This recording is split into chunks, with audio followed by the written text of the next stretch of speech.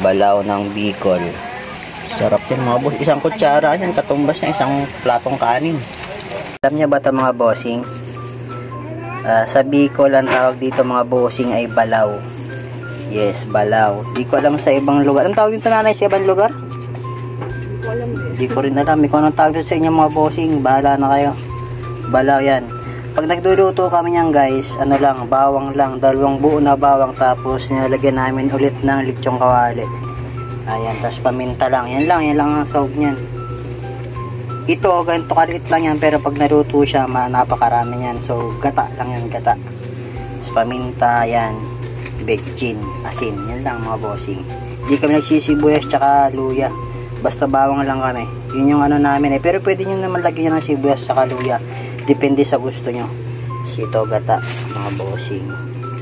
Ayan. So, lulutuin niya ng asawa ko mga boss. Ayan o, balaw.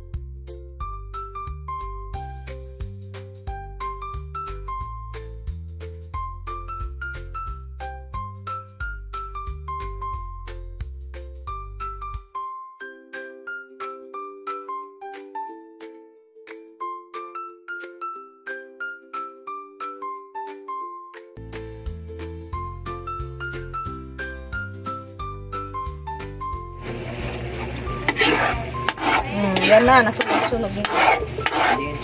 Sige. I love you.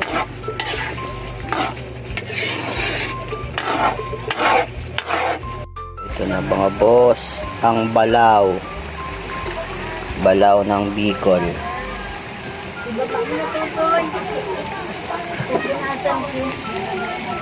Sarap yan mga boss. Isang kutsara yan, katumbas na isang platong kanin. Wow, sarap. Solid yan mga boss. Sarap. Oh. Sarap yan mga bossing. Yan ang pinaka binabaon sa mga swimming sa Bicol. Oh, yan. Okay na, sarap isang na. subo nga ma, isang subo nga lang.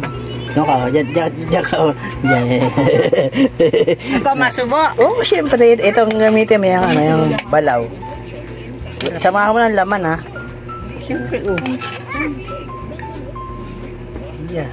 Solid.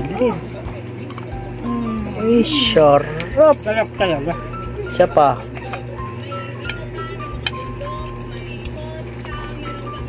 Yung lechong kawali. Uy, sarap. Ay, namira ng sisig. Dandahan lang subo. Wait lang. Yes!